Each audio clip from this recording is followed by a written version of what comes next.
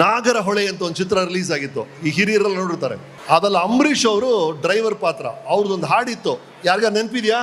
ಇಲ್ಲೇ ಸ್ವರ್ಗ, ಕರೆಕ್ಟ್, ಇಲ್ಲೇ ಮೇಲೆ ಇಲ್ಲ ಸುಳ್ಳು.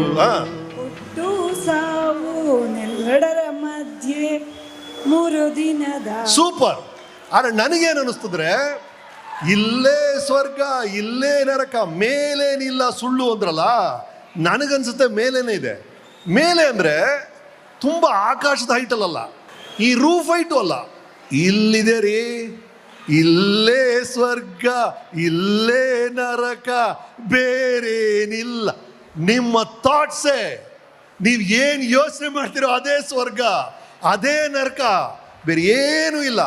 ಎಷ್ಟು ಪಾಸಿಟಿವ್ ಥಾಟ್ಸ್ ನಿಮ್ಮ ಮೈಂಡಲ್ಲಿರುತ್ತೋ ಅಷ್ಟು ಹ್ಯಾಪಿಯಾಗಿರ್ತೀರ ನೀವು, ಅದೇ ಸ್ವರ್ಗ. ಬೆಟ್ಟ ಕೊರೆದು